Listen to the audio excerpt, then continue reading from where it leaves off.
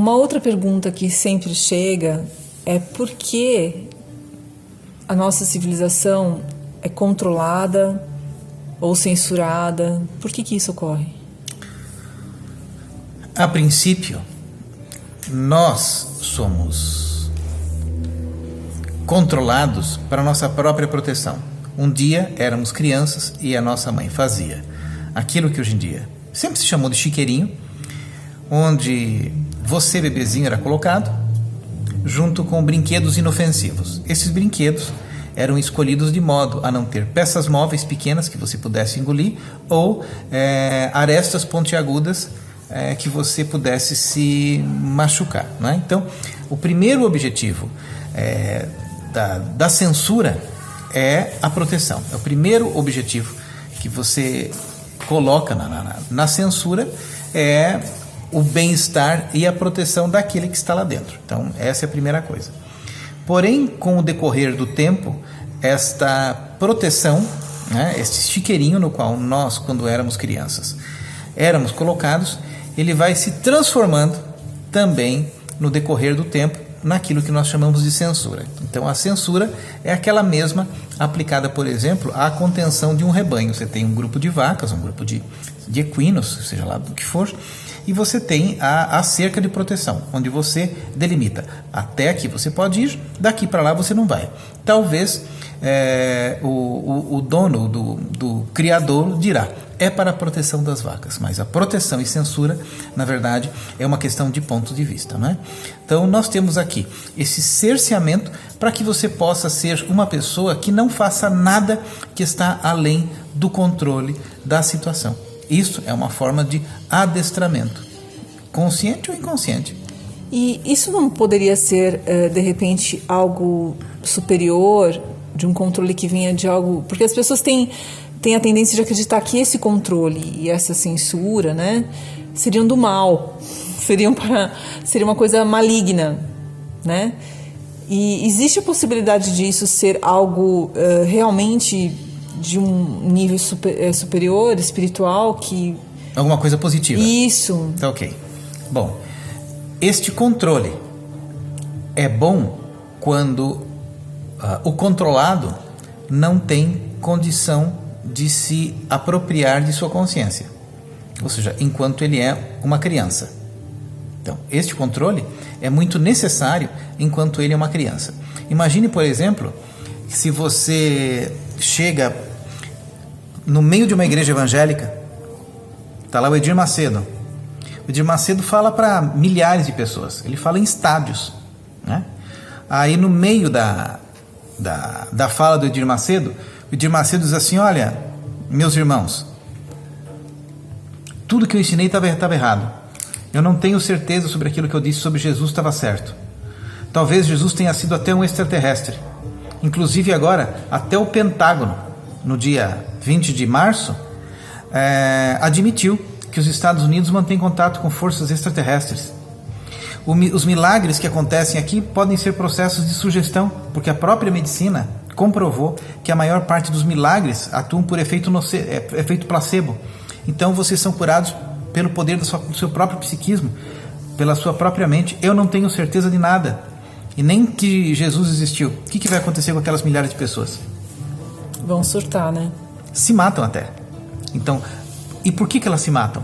Porque todo o conjunto de crenças que elas desenvolveram no decurso do seu processo foram crenças sem fundamento, baseadas em uma fé cega, sem estudo, cuja pessoa que estava ensinando não tinha conhecimento cultural de nada, nem de história. Então, para aquelas pessoas, elas vão precisar serem mantidas em chiqueirinhos. Então, é do mal, é do bem? O fato é que, do ponto de vista social, esses chiqueirinhos são necessários quando a opção do indivíduo é manter-se em uma condição infantil. Agora, do ponto de vista da sociedade, é muito conveniente alguém ser controlado, porque esta pessoa que é controlada, ela tem reações previsíveis. E como é que a sociedade pode trabalhar se a massa tem reações imprevisíveis? Ela não tem como ter garantia de que aquilo que ela vai estar fazendo vai estar rumando de uma forma certa ou errada. Então, para que isso aconteça, ela tem que ter a garantia de que o indivíduo vai ter a reação X quando lhe for falado Y. E isso só acontece se ele viver dentro de um chiqueirinho existencial, onde são colocados conjuntos de crenças muito limitadas, mas que vão garantir que você tenha reações controladas. É assim que a massa funciona. Então isso é do bem? Isso é do mal? Não sei, só se sabe que é assim. É assim que funciona. Então sempre foi assim e sempre vai ser assim. E todas aquelas pessoas que elas alcançam um nível de conhecimento maior, elas vão ser exterminadas da sociedade. Alguns até vão para a fogueira. Giordano Bruno, um grande sábio da igreja cristã, por fazer revelações que eram muito adiantadas para a sua época, foi queimado. Então a Inquisição sempre existiu. Hoje em dia os inquisidores continuam por aí. A censura do YouTube, censura da TV, censura em tudo.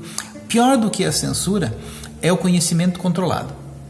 Eu vou falar uma série de coisas para programar você, para que você tenha respostas automáticas na vida.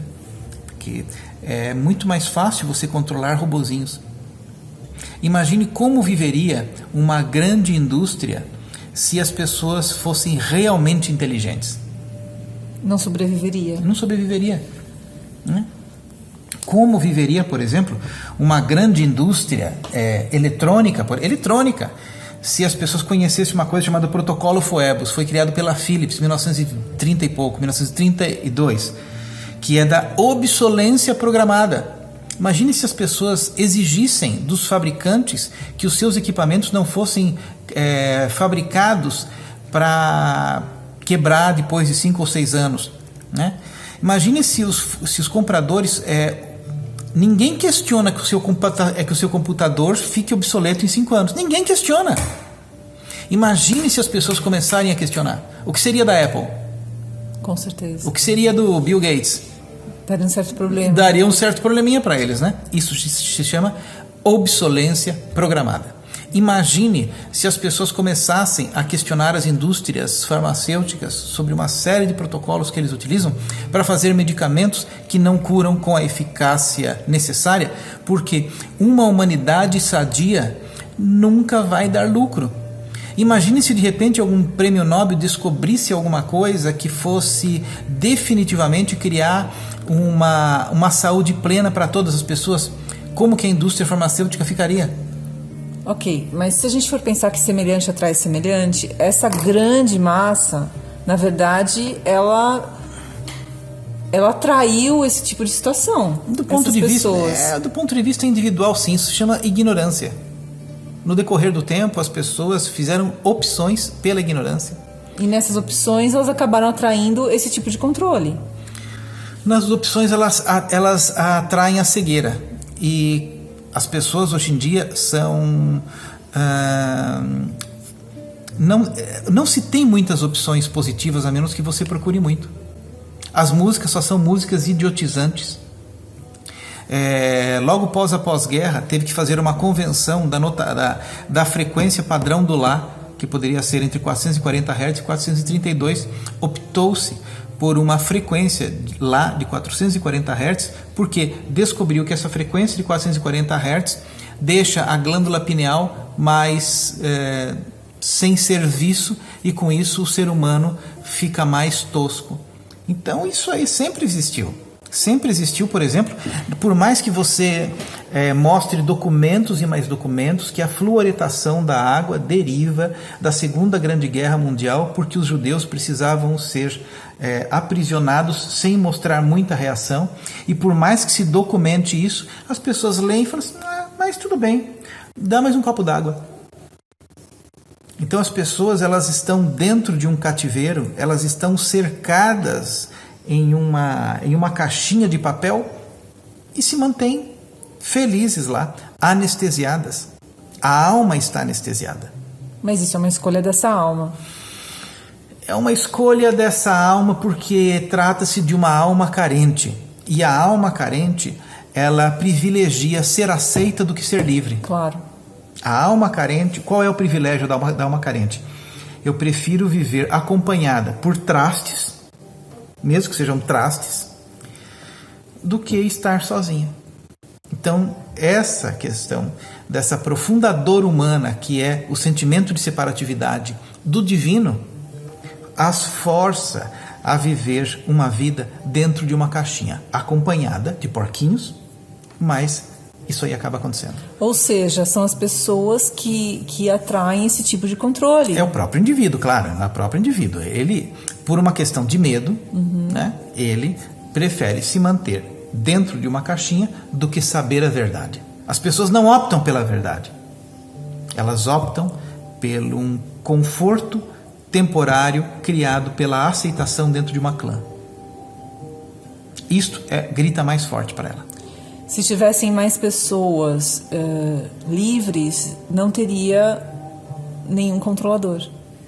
Se tivesse mais pessoas livres, o controlador não teria tanta força. A grande questão é que a civilização opta por manter-se de olhos fechados e só aceita aquilo que a lavagem que é jogada para dentro do seu chiqueirinho. Como vive um porco? Um porco não é um animal que vive em busca do seu próprio alimento, solto na natureza, buscando nas árvores a frutinha mais gostosa. Ele se contenta com a lavagem que é jogada ali nos pés junto com a lama todos os dias. E o ser humano é assim. O ser humano não tem mais o princípio selvagem de buscar por si só aquilo que é melhor. Ele simplesmente aceita a lavagem que é jogada dentro da sua caixinha. E qual é a lavagem que é jogada dentro da sua caixinha? São as músicas que a sociedade oferece. Quase ninguém está aqui buscando. Vamos ver as músicas que fazem bem para a alma, as músicas de Mozart. Na Pérsia, no ano 1000, o compositor tal fez uma coisa diferente. Que é isso? As pessoas ligam na rádio FM. Ou AM. Ou AM. A AM não tem tanta música. É assim. Então, elas esperam que sejam jogadas na caixa de lavagem a comida podre que vai fazer parte daquilo que vai compor a sua vida. Eu quis dizer AM porque muitas pessoas nem música ouvem. Preferem ouvir aquela conversação. Tem gente que ouve ainda a narrativa de jogo de futebol. É verdade. E depois, para essa humanidade, você vai falar o quê? Né? O grande fato é que o indivíduo ele não percebeu o nível de adoecimento que ele está. É muita doença. De um lado dá até dó, porque o que foi oferecido de diferente para esse indivíduo? Nada. Agora, por outro lado, não dá para sentir pena, porque o que esta pessoa procurou? Né? Não procurou nada. Então a vida de porco, para ele tá bom. É assim. Muitas vezes, o chiqueirinho dele é um chiqueirinho com paredes douradas, mas aí ele ainda vive como um porco. Essa é a verdade. Né? Então, voltando a essa sua pergunta inicial, que eu nem sei direito qual foi. Dos controladores. Dos controladores. É na verdade um processo simbiótico. Então. É uma simbiose. Porque o controlador se aproveita da ignorância daquele indivíduo, e o indivíduo faz vista grossa à ignorância que ele mesmo possui, porque é confortável. Isso. Porque no fundo ele é muito fraco. A grande questão é essa. Ele é muito fraco. E a fraqueza de caráter, a fraqueza de alma, a fraqueza de espírito, como um porco, impede de ele olhar para o alto. O porco não consegue olhar para cima. O porco só consegue olhar na mesma altura, no olhar daquele outro porco. Um porco não enxerga uma girafa. A girafa enxerga o porco. Mas o porco só enxerga os pés de uma girafa. Ok? Então em parte, opção em manter-se em estado de porco. Ok? É isso, meus queridos. Até o nosso próximo vídeo.